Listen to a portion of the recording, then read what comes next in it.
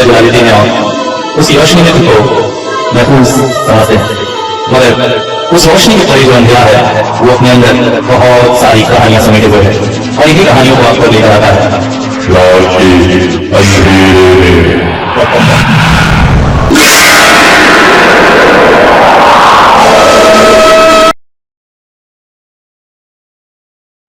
हाँ जी दोस्तों, आज की स्टोरी शुरू करने से पहले फिर थोड़ी सी बात आप लोगों के साथ कर लेना चाहूंगा। रईस भाई, ठीक है यार, मैंने आपका मकसद नहीं समझा था, मगर बार बार ये तबीयत खराब कह के आप अपनी दुआ को बद्दुआ में मत बदलो। क्या होगा कि हो सकता है इससे आपकी दुआ बद्दुआ बन जाए और सच में मेरी तबीयत खराब हो जाए। हाँ, आपने एक बहुत अच्छा प्रश्न उठाया कि पीके अगर ऐसी है तो ओ माई गॉड का विरोध क्यों नहीं किया गया। जी हाँ, बिल्कुल, ओ माई गॉड फिल्म भी ऐसी थी जो हिंदू धर्म पर कटाक्षेप करती थी, मगर सच कहें तो वो 50% कटाक्षेप से थी और 50% सही बात कहती थी, और शायद इसीलिए उसका विरोध नहीं हुआ। मगर विरोध हुआ भी, पर उस समय की जनता इतनी जागरूक नहीं थी, उस समय सोशल मीडिया इतना फैला नहीं हुआ था, इस वजह से शायद आज जैसे लाल सिंह चड्ढा की वाट लगी है वैसी वाट उसकी नहीं लगाई जा सकी। दूसरी बात, इसमें कुछ हद तक बातें सही भी कही गई थी। ठीक है, उसमें हिंदू धर्म पर कटाक्षेप किया गया था, मगर उसके साथ साथ हिंदू धर्म की बुराइयां भी उजागर की गई थी। जैसे पीके सिर्फ और सिर्फ हिंदू धर्म का मजाक उड़ाती है। आप दीवार में पोस्टर लगा रहे हो भगवान लापता है, वहां पर अल्लाह लापता है का पोस्टर क्यों नहीं लगाया? भाई, अल्लाह को आपने कभी देखा है? उसकी शक्ल क्या है? वो आदमी है, औरत है, ये आपको पता है? मगर फिर भी आप पूरी विश्वास के साथ अल्लाह को मानते हो, और मैं भी इस बात का समर्थन करता हूं। मैं ये नहीं कह रहा कि आप लोग गलत हैं, मगर अगर आपका अल्लाह है तो हमारे भगवान भी है, और इसका पूरा प्रमाण अभी मैं आप लोगों के साथ डिस्कस करूंगा, उसके बाद ही आज स्टोरी चालू करूंगा, फिर चाहे कितना भी टाइम लग जाए। भाई, सीधी सीधी बात है कि अगर आप ये मानते हो कि आपके रिलीजन में जो कुछ हुआ है वो सही था, तो आप कैसे दूसरे के रिलीजन का विरोध कर सकते हो? अगर सच में उड़ने वाले घोड़े थे तो हनुमान जी के अस्तित्व को आप कैसे अस्वीकार कर सकते हो? हम आपके उड़ने वाले घोड़ों को अस्वीकार नहीं कर रहे, हम आपके नबी का पूरा सम्मान करते हैं और हम कहते हैं कि हां, वो आए थे और उन्होंने सब कुछ किया। मगर अगर आप हमारे धर्म का अपमान करोगे, हमारे धर्म को गलत कहोगे, हमारे धर्म की चीजों का मजाक उड़ाओगे, आप ये कहोगे कि कैसे हनुमान जी की पूजा कर सकते हैं या फिर कैसे राम जी का अस्तित्व है, तो भैया, हिंदू धर्म एक ऐसा धर्म है जो इतने सारे गुण ज्ञान अपने अंदर छुपाए हुए हैं ना, उसको समझ पाना मुश्किल है। आप लोगों ने कभी सोचा कि राम 4 भाई ही क्यों थे? वो 3 भाई भी हो सकते थे, 2 भाई भी हो सकते, 4 भाई का अस्तित्व क्यों? 5 भाई क्यों नहीं हुए? ये 4 भाई जीवन के 4 लक्ष्यों को निर्देशित करते हैं। हिंदू धर्म ऐसा मानता है कि एक इंसान को सुखी जीवन जीने के लिए 4 चीजों की संतुलन बना के रखना महती आवश्यक है, और वो है धर्म, अर्थ, काम, मोक्ष। जब मनुष्य धर्म, अर्थ, काम, मोक्ष का संतुलन बना के अपना जीवन जीता है, तभी उसका जीवन सफल होता है। यहां पे श्री रामचंद्र जी धर्म का प्रतीक थे। उनके आचरण, उनके क्रियाकलाप सब कुछ धर्म का प्रतीक थे, इसीलिए उनको सबसे पहले रखा जाता है। आपने कभी सोचा रामचंद्र के साथ लक्ष्मण ही क्यों वन में गए? क्यों भरत या शत्रुघ्न नहीं गए? क्योंकि लक्ष्मण काम का प्रतीक थे। लक्ष्मण ने आजीवन अपनी पत्नी से अलग रहे, काम इच्छा से अलग रहे। 14 साल तक वो ब्रह्मचारी का जीवन जिए, इसीलिए इंद्रजीत को मारने में समर्थ हुए थे। जब मनुष्य काम पर वश कर लेता है, तब धर्म उसके साथ रहता है। इसीलिए लक्ष्मण जी धर्म के प्रतीक राम जी के साथ थे। काम को धर्म से ही वश में किया जा सकता है। भरत मोक्ष का प्रतीक थे, इसीलिए वो राज्य करते रहे, मगर ऐसा राज्य किया कि वहां पर वो सन्यासी बन के रहे। जब मनुष्य संसारिक क्रियाकलापों को करते हुए भी सन्यासी का जीवन जीता है, तभी वो मोक्ष का अधिकारी होता है। भरत जी को राज्य मिल रहा था, मगर उन्होंने राज्य का सुख त्यागा और जो धर्म ने किया, अर्थात जो राम ने किया, उसका अनुसरण किया। शत्रुघ्न जो थे वो धन के प्रतीक थे, अर्थ के प्रतीक थे। धन, अर्थ, ये सब राजमहल में ही शोभायमान होती है, इसीलिए वो राजमहल में रहे। अगर वो वहां से बाहर निकल आते तो पूरे अयोध्या राज्य में दरिद्रता फैल जाती और कोई भी सुखी नहीं रह सकता। इसीलिए धन को राजमहल में ही रखा जाता है, इसीलिए शत्रुघ्न वहां पर है। तो इतने गूढ़ अर्थ में बनी है रामायण। कुछ मूर्ख लोग कृष्ण जी के ऊपर भी हंसते हैं, उनकी रास लीलाओं के ऊपर हंसते कि देखो लड़कियों के साथ ठुमका लगा रहे हैं, उनकी 1600 रानियां हैं। उन मूर्खों को मैं ये बता दूं कि रास लीला का वास्तविक अर्थ क्या है। रास लीला का वास्तविक अर्थ है भक्तों की इच्छाएं पूरी करना। कई युगों से बहुत से बड़े बड़े सन्यासी और धार्मिक लोग जो थे अच्छे अच्छे कर्म करके बैठे हुए थे और भगवान से ये इच्छा लगा रहे थे कि भगवान एक बार आपका सानिध्य मिल जाए, एक बार आपका साथ मिल जाए। तो इस जन्म में भगवान विष्णु ने कहा कि मैं कृष्ण के रूप में तुम्हारी सारी इच्छाएं पूर्ण कर दूंगा। तुम भगवान का सानिध्य चाहते हो, मैं तुम्हारे साथ आऊंगा, तुम्हारे साथ नाचूंगा, गाऊंगा, खेलूंगा, कूदूंगा और तुमको मोक्ष के मार्ग में ले जाऊंगा। ईश्वर के पास दो ही तरह से पहुंचा जा सकता है, या तो उनके हाथों से मर के या उनके साथ रास लीला में भाग लेके। मरने के लिए बहुत पुण्य चाहिए भाई। रावण और कंस ऐसे दुष्ट नहीं थे, बहुत पुण्यशाली थे। भगवान विष्णु के द्वारपाल थे वो, इसीलिए भगवान के हाथों से मारे गए। रावण और कंस बनना इतना आसान नहीं है। रावण और कंस को पूरे दिन भर में सिर्फ और सिर्फ राम और कृष्ण ही दिखाई देते थे। कंस की तो हालत ऐसी हो गई थी कि उसे पानी में भी कृष्ण दिखता था, खाने में भी कृष्ण दिखता। मगर मूर्ख ये सोचते हैं कि वो डरता था उनसे। अरे उनसे डरता नहीं था, वो भक्ति की परम उत्कर्ष पे पहुंच गया था। जब कोई भक्त उनकी तरह भक्ति करता है, जब उसे उठते बैठते सोते जागते हर जगह पर ईश्वर दिखाई देते हैं, तभी वो भगवान की शरण में पहुंच सकता है और तभी भगवान उसे स्पर्श करते हैं, चाहे मारने के लिए ही स्पर्श करें। ऐसी भक्ति पाना बहुत मुश्किल काम है। हम तो खाना देखकर खाने के स्वाद में ही डूब जाते हैं, अभी याद आता है भगवान के बारे में। सच्चा भक्त वो है जो खाने का रस लेते हुए भी भगवान के रस में डूब जाए, उसे अच्छे अच्छे भोजन में भी भगवान ही दिखाई दे।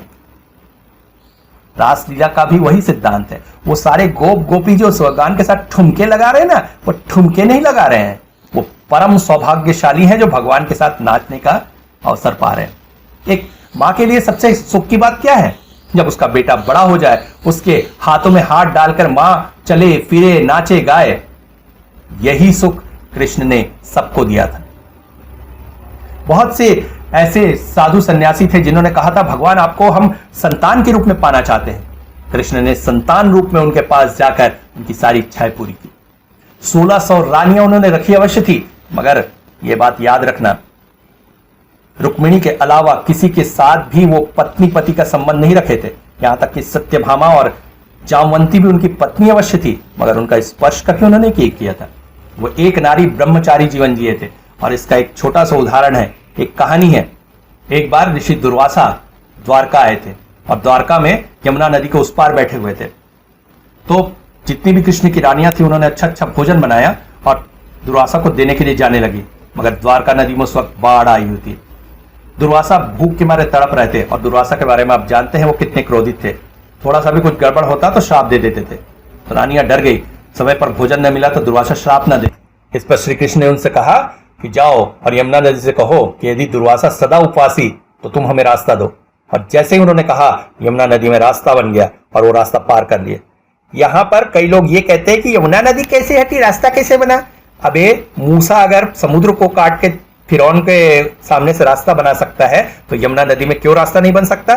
तुम्हारे धर्म में जो होता है वो हमारे धर्म में ना हो है? तो जब दुर्वासा के पास हो गई तो आप सोचिए 1600 तरह के भोजन उन्होंने किए। और कृष्ण ने क्या कहा था?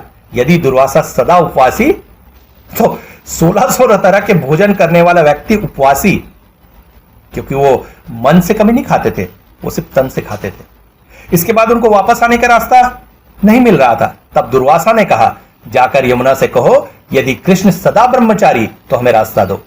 और जैसे ही उन्होंने कहा, यमुना नदी ने रास्ता दे दिया। सोचिए 1600 रानियां जिसकी, वो ब्रह्मचारी, क्योंकि वो एक नारी ब्रह्मचारी था। वो रुक्मिणी को छोड़कर किसी का नहीं हुआ था। बहुत गुड़ ज्ञान फैला हुआ है भारतीय परंपरा में भाई। अब बात आती है फिल्म ओ माई गॉड की। तो ओ माई गॉड में ये दिखाया गया है, बहुत सही दिखाया गया है। हमें बचपन से हमने देखा है भगवान बड़े मुकुट कुंडल ये वो पहने हुए हैं। भैया वो उस काल का फैशन था, आपके काल का फैशन ऐसा है? आप आज भी ये आशा लगाए बैठे कि भगवान उसी रूप में आपके सामने आएंगे। क्यों आएंगे आपके सामने उस रूप में? आज के जीन्स और पैंट पहन के क्या वो नहीं आ सकते? अरे वो ईश्वर है, वो तो कुछ भी कर सकते हैं। कई बार ऐसा हुआ होगा कि भगवान आपके सामने से चले गए होंगे, मगर आपने उन्हें नहीं पहचाना, क्योंकि आप तो मुकुट कुंडल वाले भगवान की आशा लगाए हुए हैं और वो जींस पैंट में आ गए। तो क्या गलत दिखाया इस फिल्म में? दूसरा, यहां पर बताया गया धर्म का अफीम, और बिल्कुल सही बताया गया है भैया। ये जितने पाखंडी बाबा आबा है ना, इनको लात मार के निकालो अपने धर्मों से। हिंदू धर्म में तो इनका अस्तित्व नहीं। मुझे समझ में नहीं आता है कि कैसे लोग ये बाबा आबा के चक्कर में पड़ जाते हैं। अभी वो देखो मिर्ची बाबा साला रेप करके बैठा है? ये आसाराम बापू रेपिस्ट, इन सबको बढ़ावा कौन देता है? आप लोग देते हो। क्या जरूरत है भाई आपको बाबा की? आप में अपने आप में सारी शक्ति समर्थता भरी हुई है, थोड़ा सा अपने अंदर को पहचानो ना। अपने सारे दुखों सारे उसको आप पूरा कर सकती हो। बाबा कौन होते हैं? हिंदू धर्म में साधु संतों का कोई अस्तित्व नहीं है। और साधु अगर कहा गया है तो ऐसे व्यक्ति को कहा गया है जो साधु मतलब अच्छा हो, जिसने संसार का सुख त्याग दिया हो और जंगल में जाके रहता हो। और तुम्हारे बाबा कारों में रहते हैं, गुफाएं बनाकर रहते हैं। क्या ऐसे बाबाओं की पूजा करनी चाहिए? इसी बात को उस फिल्म में कहा गया था। और जो धर्म का अफीम कहा गया उसका मैं सबसे बड़ा उदाहरण देना चाहूंगा। अब ये जो पत्थरबाज जितने हैं ना, ये सब वही धर्म का अफीम खाए हुए हैं। आप खुद सोचिए, क्या कोई ऐसा समझदार इंसान होगा जो इस तरह की पत्थरबाजी करेगा? एक बार उन्होंने सोचा कि पकड़े जाएंगे तो जेल में जाएंगे तो सारा लाइफ बर्बाद हो जाएगा। लोग चिल्ला रहे थे, उस 10वीं क्लास के लड़के को गोली मार दी गई।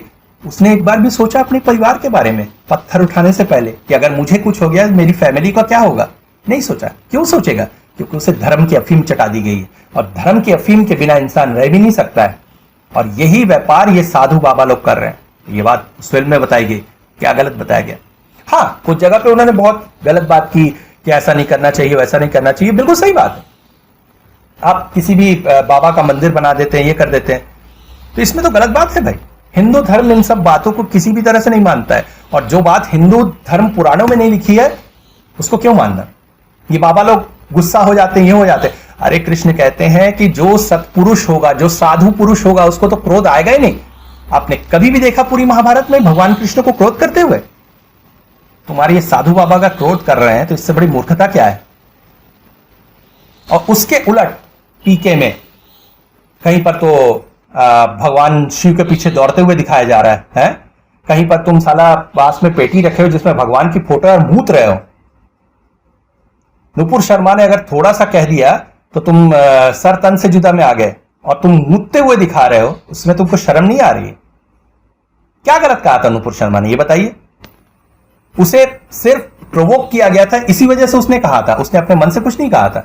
सामने वाला गंदी गंदी बातें कर रहा था तब उसने कहा था। हाँ, उसने जो कहा वो गलत कहा, ये तो बात सही है।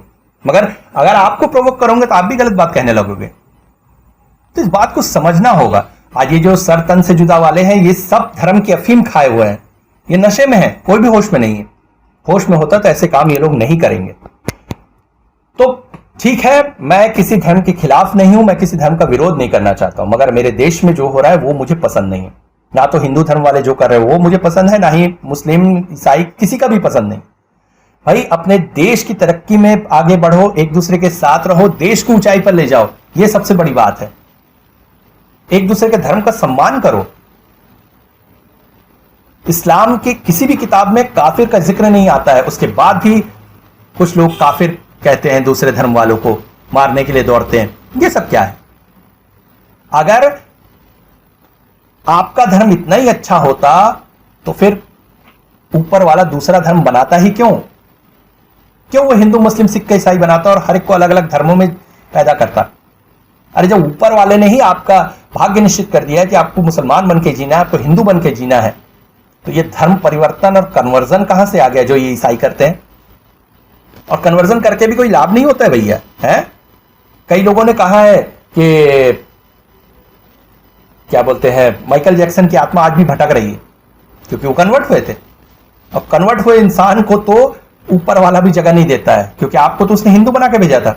आपका जो आत्मा का आधार कार्ड है वो तो हिंदू का है, मगर मरने के बाद आप मुसलमान का या ईसाई का आधार कार्ड लेके जाओगे तो क्या आपको वहां एंट्री मिलेगी? अरे जब तुम्हारी दुनिया की मशीनें काम नहीं करती हैं तो वहां की तो बहुत एडवांस मशीन है। इसलिए जिस धर्म में पैदा हुए उस धर्म में रहो, सुखी रहो और अपनी जिंदगी को तरक्की करो, अपने देश को आगे बढ़ाने की कोशिश करो। एक दूसरे के धर्मों की बुराई करना, एक दूसरे से लड़ाई करना, ये सब बिल्कुल गलत है। एक दूसरे का अपमान करने के लिए फिल्में बनाना। अभी पिछले दिनों की बात है, मैं एक फिल्म देख रहा था, बजरंगी पार्ट 2, मलयालम की पिक्चर है, हिंदी में डब है। राजकुमार जो वहां के हीरो हैं, जिनका भी जो भाई की मृत्यु हो गई। क्या फिल्म है बॉस, क्या फिल्म है। हिंदू धर्म पर इतनी अच्छी फिल्म शायद आज तक ना बनी हो। अखंडा मूवी जो आई थी, देखिए वहां बनती है फिल्में। ऐसा नहीं कि राजकुमार सिर्फ हिंदू धर्म पर फिल्म बनाता है। एक फिल्म उन्होंने मुस्लिम कैरेक्टर पर बनाई थी, क्या गजब की फिल्म थी। एक भी ऐसा नहीं हुआ कि मुस्लिम बने हैं तो वो हिंदू का अपमान कर रहे हैं, या हिंदू बने हैं तो मुस्लिमों का अपमान कर रहे हैं। पूरी फिल्म की बेस लाइन, अगर वो मुस्लिम बने हैं तो मुस्लिम समाज पर थी, हिंदू बने हैं तो हिंदू समाज पर।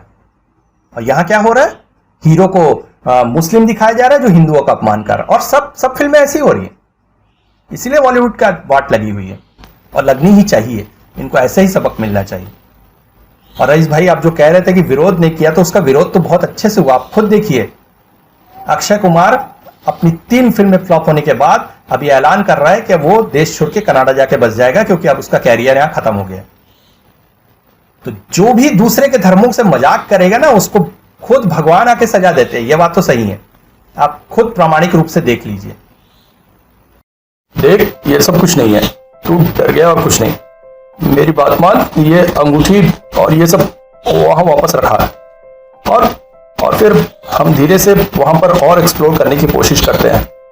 मगर दीपक ने ऐसा नहीं था कि अंगूठी उतारने की कोशिश नहीं की, मगर जब उसने अंगूठी हाथों से उतारने की कोशिश की थी, एक सर्द आवाज उसके कानों में आती थी, खबरदार खबरदार, इस अंगूठी को अपने हाथों से मत उतारना। ये अंगूठी तेरे हाथों में जब तक है तब तक तू जिंदा है, वरना तू मरेगा। और एक भयानक हंसी कानों में गूंज जाती थी।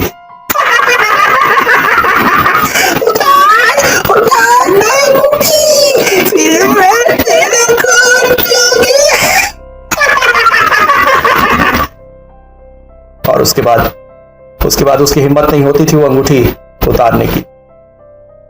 दिन जैसे जैसे बीतते जा रहे थे, दीपक का डर बढ़ता जा रहा था।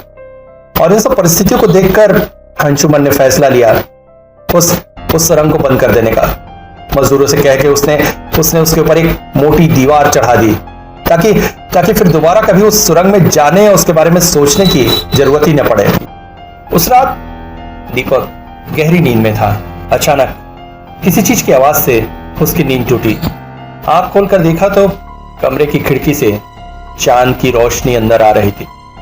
खिड़की की लंबी सी परछाई फर्श पर बन रही थी, और उसी रोशनी में जब उसने दरवाजे की तरफ नजर डाला तो उसका शरीर जैसे सिहर उठा। सामने दरवाजे पर एक महिला की सी आकृति खड़ी थी, जिसने एक गाउन पहना हुआ था, और उसके हाथों में ये क्या था? उसके हाथों में वही धातु की वो वस्तु थी जिसे वो वहां से लेकर आया था। और सबसे आश्चर्यजनक बात थी, उस महिला का सर उसकी गर्दन पर नहीं था, बल्कि उस कटे हुए जगह से खून रिसकर उसके पूरे कपड़े को गीला कर रहा था। और तभी अगली आश्चर्यजनक घटना हुई। उस धातु के कांच वाले हिस्से पर एक बहुत ही भयानक सा चेहरा प्रकट हुआ। देखने से लग रहा था जैसे ये चेहरा उस शरीर का ही है। और उसी हाल में वो महिला धीरे धीरे दीपक की ओर बढ़ने लगी। दीपक ने घबराकर अपने आप को घर के कोने के अंधेरे में छुपा लेने की कोशिश की। अब दीपक शायद उस महिला की नजरों से ओझल था। फिर भी दीपक के ठीक पास रुकी वो महिला, और कांच के अंदर से भयानक सी आवाज उसके कानों में आई, मुझे आजाद कर उस अंधेरे से। मैं उस अंधेरे में सालों से बंद हूं, मुझे आजाद कर। एक बार मेरा नाम लेके बुला, मेरा नाम लेके बुला, मुझे आजाद कर। खून की खुशबू आ रही है मुझे। प्यासी हूँ, प्यासी हूँ, प्यासी हूँ, सालों की प्यासी हूँ। तेरे शरीर में ढेर सारा खून है। पिला पिला मुझे पिला, मुझे पिला, थोड़ी सी खून पिला कर मेरी प्यास बुझा दे मेरी। बुला बुला बुला मुझे, मेरा नाम लेके बुला बुला। दीपक चुपचाप इष्ट नाम जपता हुआ वहां खड़ा रहा। कुछ देर तक ऐसे ही चिल्लाने के बाद अचानक वो महिला का शरीर उल्टे कदमों से धीरे धीरे दरवाजे के बाहर होता हुआ गायब हो गया। अगली सुबह उठकर दीपक ने एक फैसला लिया। इस तरह से चुपचाप बैठना संभव न था, जानना ही होगा आखिर ये सब हो क्या रहा है। उसने निश्चय किया कि वो शहर जाएगा। शहर में उसकी पहचान के एक विपिन काकू हैं। विपिन स्वभाव से बहुत ही एंटीक पसंद करने वाले व्यक्ति हैं। उनके हाथ में जब भी थोड़ा सा पैसा होता वो पहुंच जाते शहर के मशहूर चक्रवर्ती एंटीक शॉप में, जहां के मालिक मिस्टर रविंद्र चक्रवर्ती इन सब चीजों के बहुत बड़े ज्ञाता हैं। कोई भी पुरानी वस्तु देखकर जैसे उनका कंप्यूटर दिमाग उसके बारे में सारी जानकारी दे देता है, और उन्हीं से जानकारी लेने के बाद विपिन अपनी वस्तुओं का संग्रह करते हैं। दीपक ने सोच लिया था वो जाकर रविंद्र चक्रवर्ती से मिलेगा। हो सकता है वो इस धातु की वस्तु के बारे में कुछ बता सके, और जो कुछ भी उसके जीवन में हो रहा है उसके बारे में। वो ट्रेन से शहर पहुंच गया। शहर जाकर उसने कुछ समय इधर उधर घूमकर और एक होटल पे खा पी कर बिताया। दोपहर के समय वो चक्रवर्ती की दुकान में गया। इस समय दुकान में भीड़ नहीं होती थी, अतः आराम से बात किया जा सकता था। धातु की उस वस्तु को चक्रवर्ती ने बड़े गौर से देखा, फिर आवर्धक लेंस से अच्छी तरह से परीक्षण करके बोले, ये कहां से मिली आपको? दीपक ने कहा, मेरे दादाजी की है। असली में उनके पुराने सामान जब मैं देख रहा था तो एक ट्रंक पे पड़ी मिली। नहीं नहीं नहीं नहीं नहीं, ये तो ट्रंक पे रखने आने वाली वस्तु नहीं है। आप कंफर्म है आपके दादाजी की है? क्या करते थे आपके दादाजी? भूत प्रेत तंत्र मंत्र से जड़ित थे? नहीं, ऐसा तो नहीं है। वो तो होम्योपैथिक डॉक्टर थे। हाँ, एक होम्योपैथिक डॉक्टर के पास इस वस्तु का होना? नहीं, ये अच्छा, ये है क्या? देखिए, ये एक तरह का आईना है। आईना? इसमें आईने वाले तो कोई गुण नहीं है। हाँ, आईने वाले कोई गुण नहीं है, मगर इस आईने का उपयोग जादू टोने और तंत्र मंत्र में किया जाता था। इसका किसी साधारण व्यक्ति के पास होना संभव ही नहीं है। पर यह आईना जैसा बिल्कुल नहीं लग रहा है। देखिए, आईने के विषय में आपकी जानकारी कम है, मगर प्राचीन काल से ही आईना एक ऐसी वस्तु है जिसे मनुष्य उपयोग करता रहा है। हालांकि रॉबर्ट ब्राउन ने पहली बार कांच के पिछले सिरे पर पारा या टीन जैसी पतली परत चढ़ाकर आज के आईने को लोगों के सामने लाया, मगर उससे पहले भी लोग आईना उपयोग करते थे। इसके लिए वो लोग पानी का किसी धातु का उपयोग करते थे, और जो लोग अमीर होते थे वो सोने चांदी वगैरह का उपयोग करते थे अपना चेहरा देखने और उसे संवारने के लिए। अतः प्राचीन काल से ही आईना मनुष्य के साथ रहा है। ऐसे ही कुछ लोगों ने इस तरह के आईने का भी उपयोग किया है। अच्छा, ठीक है। वैसे इसका आप करना क्या चाहते हैं? कुछ नहीं, मेरी माने तो इसे मुझे बेच दे। हाँ, आपको पता नहीं ये क्या है। इतनी कीमत मिलेगी कि उतनी आपने कभी कल्पना भी नहीं की होगी। दीपक ने तुरंत ही उसे अपने झोले में रख लिया। नहीं, मैं इसे बेचना नहीं चाहूंगा। अरे देखिए, मेरी बात सुनिए, आपको मैं घाटे का सौदा नहीं दूंगा। आप जी शुक्रिया, कहकर दीपक दुकान से बाहर आने लगा।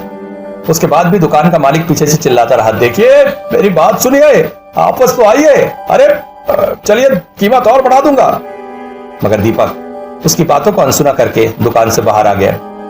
अब उसका गंतव्य था स्टेशन। जल्दी वापस गांव लौटना होगा।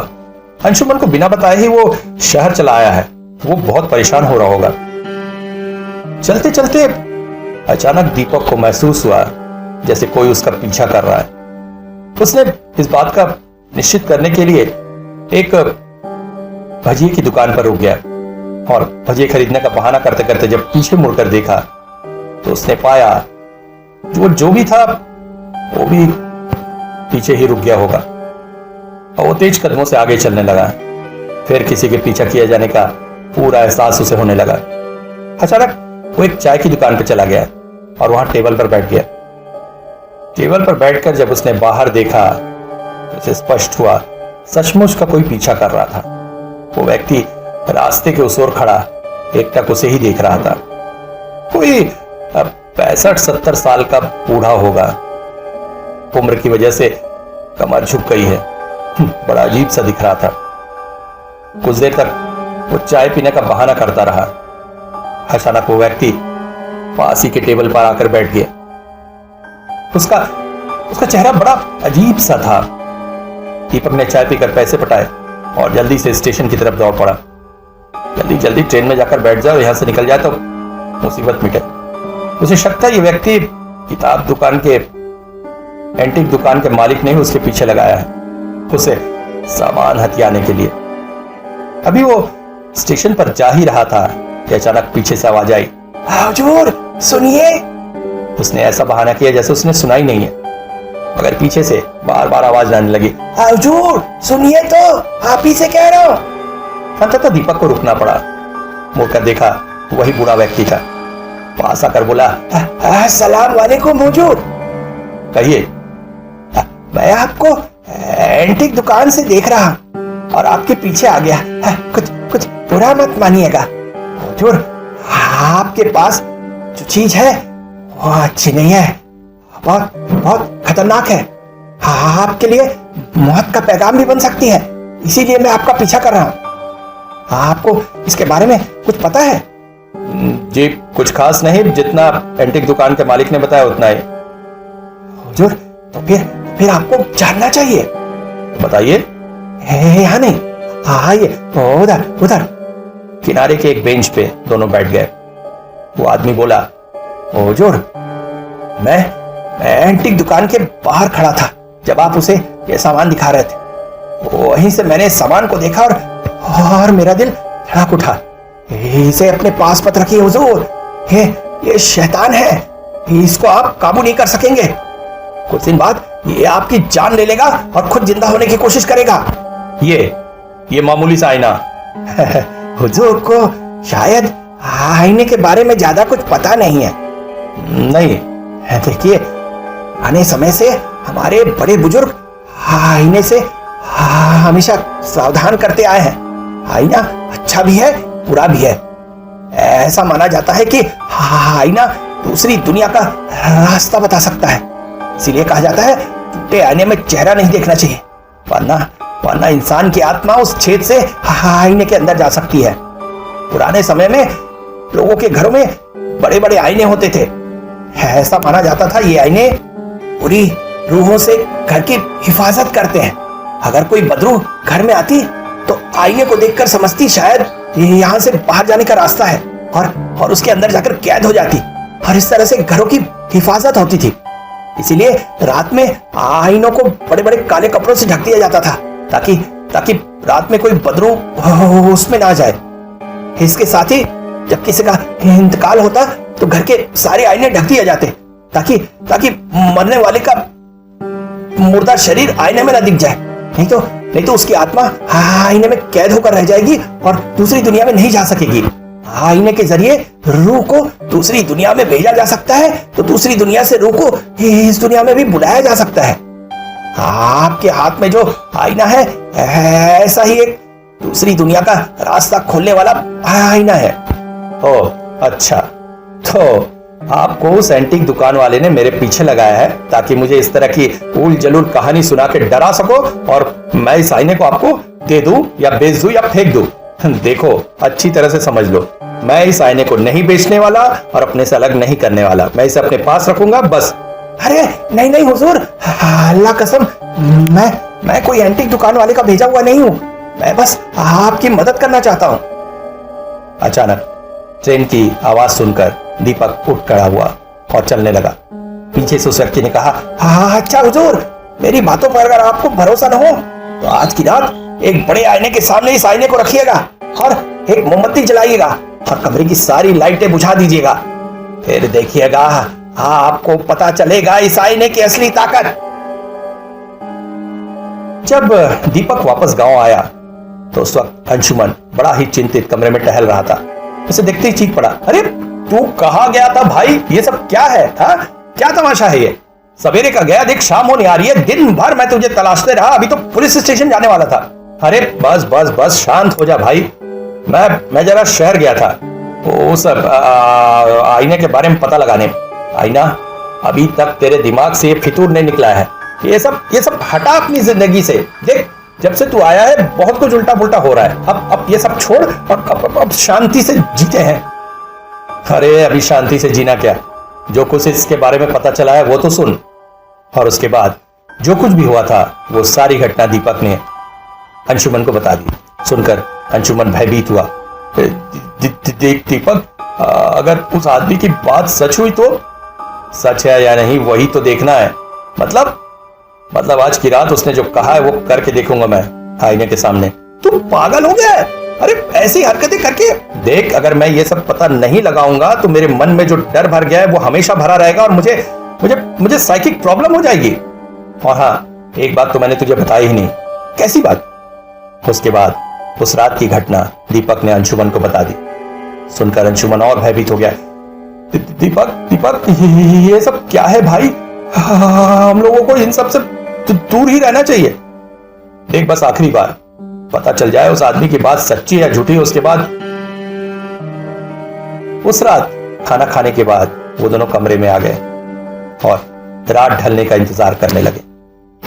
रात करीब 1:30 बजे के बाद उन्होंने कमरे की सारी लाइटें बुझा दी और कमरे में लगे एक बड़े से आईने के सामने उस छोटे आईने को रखा और उसके सामने एक मोमबत्ती जलाकर दोनों खड़े होकर इंतजार करने लगे। वक्त धीरे धीरे बीतता गया मगर कुछ भी नहीं हुआ। अचानक ही उन्हें ऐसा लगा जैसे आसपास का वातावरण बदल रहा है। कमरे का टेम्परेचर भी बदल रहा था। बाहर जो झिंगुरों की आवाज, कुत्तों की आवाज वगैरह आ रही थी वो धीरे धीरे शांत होने लगी। ऐसा लग रहा था जैसे सारी पृथ्वी मृत हो चुकी है और उसमें सिर्फ 2 जीवित प्राणी हैं, अंशुमन और दीपक, जो उस आईने के सामने खड़े हैं।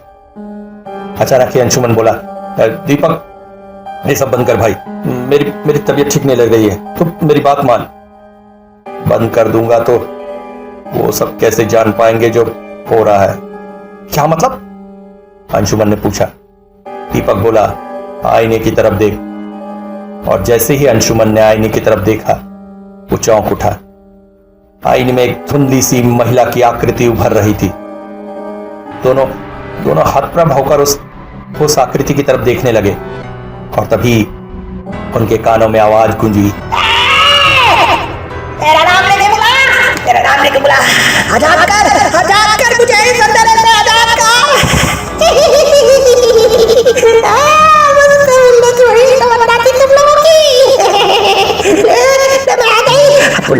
बुला, मेरा नाम लेके बुला। और इसके बाद जो हुआ उसकी कल्पना भी उन लोगों ने नहीं की थी। उस महिला ने अपने दोनों हाथ अपने मुंह में डाल दिए और फिर एक जोर के झटके के साथ अपने जबड़े को अपने कानों तक खींच लिया, जिससे उसका मुंह फट गया और ढेर सारा खून निकलकर आईने पर छिड़क गया, जिससे आईने के उस पार की आकृति धुंधली हो गई। इस भयानक दृश्य को देखकर अंशुमन चक्कर खाकर जमीन पर गिर पड़ा और दीपक भी घबराकर कमरे की लाइट जलाने के लिए दौड़ा, मगर तब तक अंदर से आती हुई इस भयानक चीख ने पूरे कमरे को दहला दिया था और इसके साथ ही 2 भयानक नाखून भरे हाथ आईने से निकल रहे थे, जैसे वो दीपक को पकड़ना चाहते हैं। और तभी दीपक के कानों में आवाज गूंजी, घबराइएगा मत हुजूर, ये कोई आवाज कुछ नहीं बिगाड़ सकती। जब तक तुम्हारे हाथों में वो जादुई अंगूठी है, ये पिशाचिनी तुम्हारा कुछ नहीं बिगाड़ सकती। घबराइए मत हुजूर, घबराइए मत, अल्लाह आपके साथ है। सुनकर दीपक चौंक उठा। ये तो उसी आदमी की आवाज से जो स्टेशन पर मिला था, मगर वो यहां कैसे आ सकता है? कमरे के बाहर से आती हुई लाइट में उस व्यक्ति की परछाई बन रही थी। उसके शरीर का एक अलग ही गठन था, जिसे देखकर दीपक समझ गया था ये और कोई नहीं, वही व्यक्ति है। और अचानक ही कमरे में पहुंचकर उस व्यक्ति ने अपनी जेब से 2 काले कपड़े निकाले और उससे उन दोनों आईनों को ढक दिया और इसके साथ ही अपने गले में पहनी तस्वीर से उस आईने को छुआ दिया। एक भयानक चीख के साथ वो हाथ आईने के अंदर चले गए।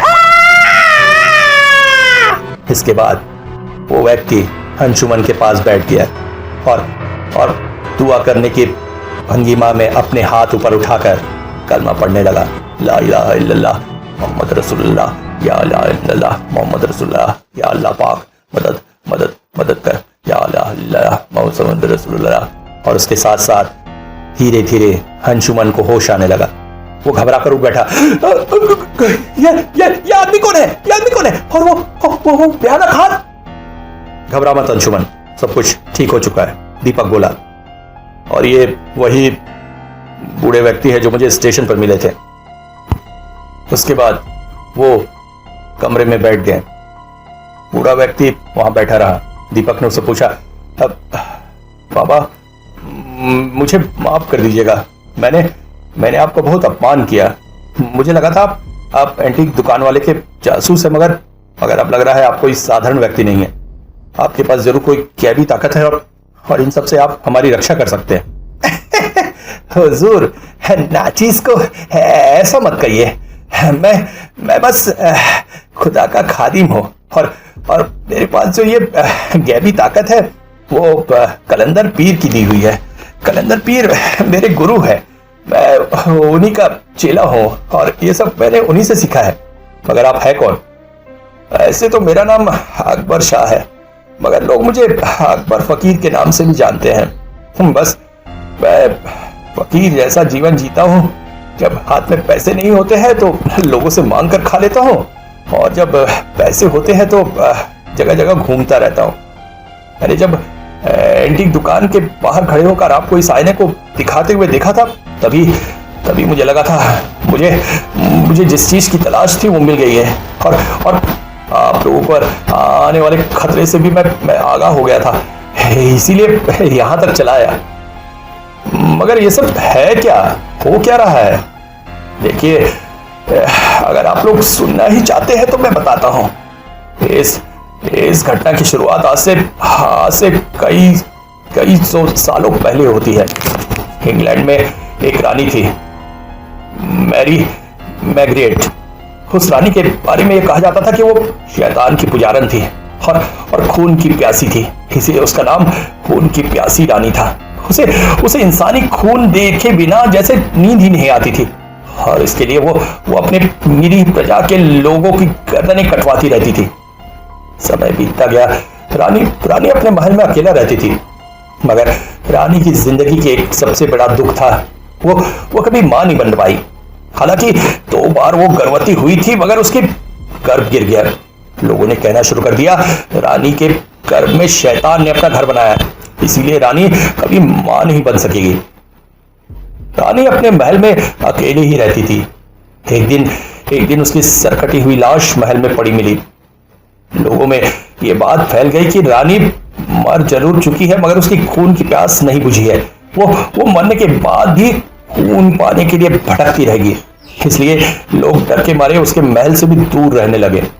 फिर कुछ लोगों ने बड़े ही अजीब तरीके से रानी को फिर से जीवित करने की कोशिश की, और फिर शुरू हुआ मौत का ये खेल, जिसमें अंधेरे कमरे में आईने के सामने अगर मोमबत्ती लेकर रानी का नाम बार बार पुकारा जाए तो वो आईने में प्रकट हो जाती है। तो अभी जो प्रेत आत्मा हमें आईने में दिखाई दी थी वो मैरी थी? नहीं साहब, वो ब्लेडी मैरी नहीं थी, वो मंजुलिका थी। मंजुलिका? ये कौन है? ये एक और किरदार है जो इस गांव में ही थी। मंजुलिका इस गांव की एक बेहद खूबसूरत औरत थी। उसे अपने रूप का बहुत घमंड था, और वो इतनी ही सुंदर थी कि ये बात वो समय है जब भारत पर अंग्रेजों का राज था, और उसकी सुंदरता को देखकर एक बहुत शक्तिशाली अंग्रेज साहब फिदा हो गए थे, और वो उसे अपनी बीवी बनाना चाहते थे। मगर अंग्रेजी सभ्यता में लोगों ने इसे मानने से इनकार कर दिया, इसलिए दोनों ने फैसला किया कि वो इस्लाम इस्लाम कबूल कर लेंगे। और मंजुलिका आफरीदा बीवी बन गई और फिर दोनों निकाह कर लिए। इसके बाद ही शुरू हुआ मौत का खेल। मंजुलिका हमेशा अपने आप को जवान रखना चाहती थी और अंग्रेज अफसर भी चाहता था वो ऐसा ही करे। फिर अंग्रेज अफसर ने उसे अंग्रेजी सिखाना शुरू किया और एक दिन जब वो इंग्लैंड गया तो वापस लौटकर उसने ये आईना उसे भेंट किया और उसके साथ साथ उसे ब्लडी मैरी के बारे में बताया और बताया कि ये आईना भी ब्लडी मैरी का ही है। मंजुलिका इसे सुनकर बेहद खुश हुई। उसका सपना पूरा होने वाला था। एक रात अंधेरे एक कमरे में उसने इस आईने के सामने मोमबत्ती जलाई और ब्लडी मैरी का नाम लेकर बार बार पुकारने लगी। ब्लडी मैरी आईने में अपना भयानक शक्ल लेकर प्रकट हुई, मगर उसे डरने के बजाय मंजुलिका ने उसके सामने अपना प्रस्ताव रखा कि वो उसे खून चढ़ाएगी और उसके बदले में उसकी दासी बनकर ब्लडी मैरी को उसका यौवन हमेशा स्थिर रखना पड़ेगा। मगर ब्लडी मैरी ने उसके इस प्रस्ताव को मानने से इनकार करते हुए अत्यधिक क्रोधित होकर चली गई। मगर उसके जाने से पहले ही मंजुलिका बोल उठी, I stolen your children's! I stolen your children's! ये शब्द ब्लडी मैरी को चिढ़ाने के लिए थे, क्योंकि ब्लडी मैरी कभी मां नहीं बन पाई थी। इसलिए अगर उसके सामने ये शब्द बोलो तो वो गुस्से से पागल हो जाती थी और वही हुआ। क्रोध से पागल होकर ब्लडी मैरी आईने से बाहर आ गई और मंजुलिका की गर्दन पकड़कर तोड़ मरोड़ कर उसके शरीर से अलग कर उसकी जान ले ली और उसके बाद दोबारा आईने में गायब हो गई। मगर मंजुलिका के लिए यह भी अच्छा ही हुआ, क्योंकि वो हमेशा से खून की प्यासी थी। इस तरह से अचानक मारे जाने की वजह से उसकी आत्मा मुक्त नहीं हो पाई और वो इस गांव में ही प्रेत बनकर घूमने लगी। अब उसका नशा था इंसानी खून। वो इंसानी खून बहाती पीती और ये भी कहा जाता है कि अपनी पैशाचिक भूख मिटाने के लिए वो इंसानों का मांस भी खाने लगी। इसके चलते उसका भयानक रूप छुपा रहता और वो सुंदर रूप में लोगों के सामने प्रकट होती। इस तरह से वो युगों तक खुद को जवान रख सकती थी। मगर फिर जब गांव से लोग गायब होने लगे और बाद में उनकी सड़ी गली अथाई लाश मिलने लगी तो लोगों ने इसे किसी जंगली जानवर का उत्पात समझा और फिर राजा देवधर, जिन्होंने इस बंगले को बनाया था, उन तक ये खबर पहुंची। राजा अपने दल बल के साथ उस जंगली जानवर का शिकार करने के लिए यहां आ गए, मगर कोई भी जंगली जानवर उन्हें मिला नहीं। मिलता भी कैसे? हत्या कोई जंगली जानवर थोड़ी ही कर रहा था।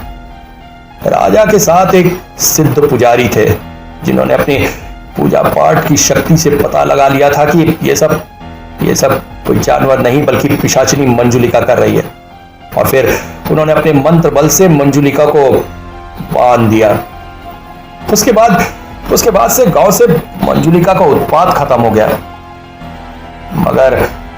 मगर आज भी उसकी भयानक रूह इस घर में भटक रही है। मुझे ये सब मस्त कलंदर ने ही बताया था और उन्होंने ही कहा था मंजुलिका की शरीर इस धरती पर कहीं है। मुझे वो खोजना ही होगा। मगर आप उसे क्यों खोजना चाह रहे हैं? मैं मंजुलिका का खानदान से ही हूं। मस्त कलंदर ने मुझे बताया था मेरे शरीर में मंजुलिका और उस अंग्रेज की नापाक खून है। इस वजह से मेरी रूह दागदार है और मरने के बाद मुझे कभी मुक्ति नहीं मिलेगी, मुझे कभी जन्नत में जगह नहीं मिलेगी। अगर मैंने मंजुलिका की आत्मा को मुक्त कर दिया तभी मेरे खून से यह दाग हटेगा और मुझे अल्लाह की पनाह मिलेगी। बस इसीलिए मैं दरबदर घूमकर मंजुलिका की उस लाश को खोज रहा हूं। जब आपके हाथों में ये आईना देखा था तब मेरी आशा और बढ़ उठी थी। तो आप बिल्कुल सही जगह आए हैं, दीपक बोल पड़ा। क्या मतलब? हाँ, हम आपको मंजुलिका की लाश दिखा सकते हैं। क्या? आपको कैसे पता? अंशुमन बोला, हाँ हमें बिल्कुल पता है, आइए। इसके बाद वो तीनों कॉटेज की तरफ चल पड़े। जाते हुए अकबर पीर ने अपने साथ वो छोटा आईना काले कपड़े में ढका हुआ रख लिया और उसे अपनी तस्वीर से छुपाकर, अपने तस्वीर से छूकर वो उनके पीछे पीछे चल पड़ा। कॉटेज में पहुंचकर मजदूरों द्वारा छोड़े गए औजारों से अंशुमन और दीपक ने दीवार तोड़ दी और सुरंग के नीचे जाने लगे। अकबर पीर भी उनके साथ साथ नीचे गया और नीचे पहुंचकर जब उसने लाश देखी तो वो चीख पड़ा, मंजुलिका! आप कैसे पहचान गए इसे? खून का रिश्ता है हमारा बाबू, मैं नहीं पहचानूंगा तो कौन पहचानेगा? और इसके साथ ही उसने आईने से कपड़ा हटा दिया। आईने में मंजुलिका की भयानक मुखाकृति प्रकट हुई और चीख पड़ी,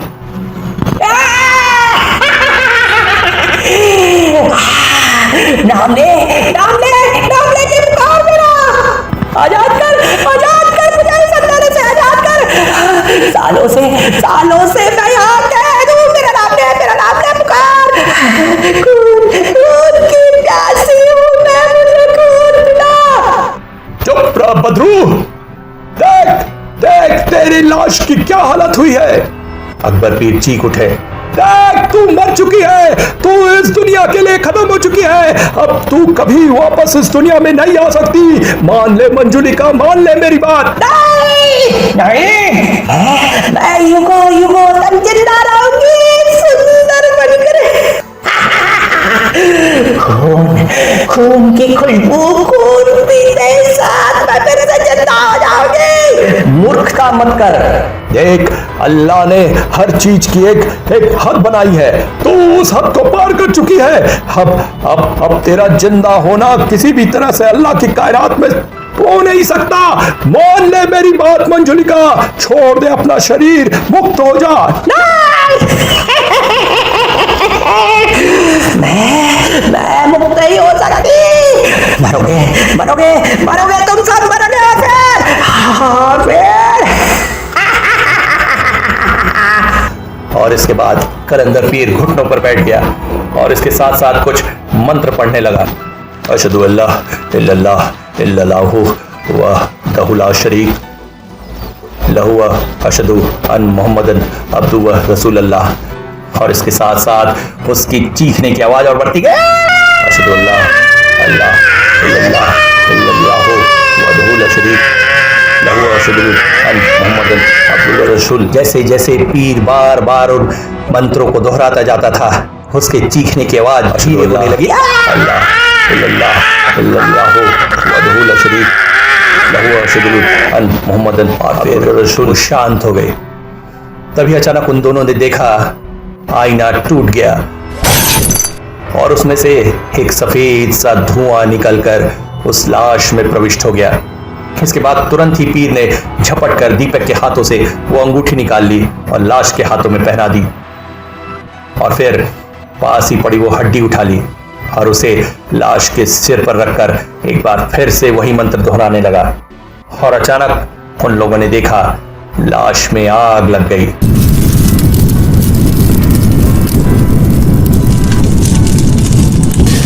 और वो धू धू कर जल उठी। वो दोनों चौंक उठे और बोले, ये हड्डी किसकी है बाबा? ये उसी सिद्ध साधक की है।